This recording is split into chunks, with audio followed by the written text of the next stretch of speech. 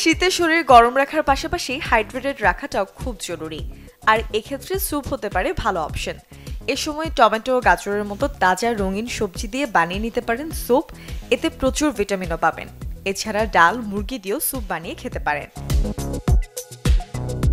শীতে শরীরকে সুস্থ এবং কর্মক্ষম রাখতে আদার কোনো বিকল্প হয় না বললেই চলে, কারণ এই প্রাকৃতিক উপাদানে আছে প্রচুর অ্যান্টি ইনফ্ল্যামেটরি ও অ্যান্টিভাইরাল ক্ষমতা।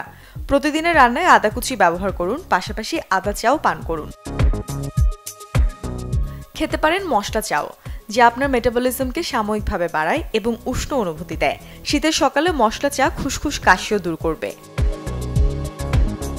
বিভিন্ন জাতের বাদাম ভালো কোলেস্টেরল, ভিটামিন, ফাইবার এবং ওমেগা-3 ফ্যাটি অ্যাসিডের সবচেয়ে ভালো উৎস। তাপ উৎপন্ন করে বলে শীতে নাস্তা হিসেবে বাদাম খেতে পারেন। এদিকে খেজুর, কিশমিশ, অ্যাপ্রিকট এবং অন্যান্য শুকনো ফলও শীতে খাওয়া ভালো।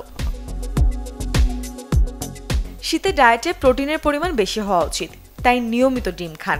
খাসি এবং গরুর মাংস শরীরের তাপমাত্রা বাড়াতে সাহায্য করে, তবে রেড মিট বেশি খাওয়া উচিত নয়। আপেলের ফাইবার আমাদের শরীরে উষ্ণতা ধরে রাখতে সক্ষম। এছাড়া এতে আছে ৮৬% পানি, ফলে আমরা শীতে কম পানি পান করলেও শরীর হাইড্রেটেড থাকে। Fibre, vitamin C, calcium, potassium, iron সমৃদ্ধ মিষ্টি আলুকে বলা হয় সুপারফুড।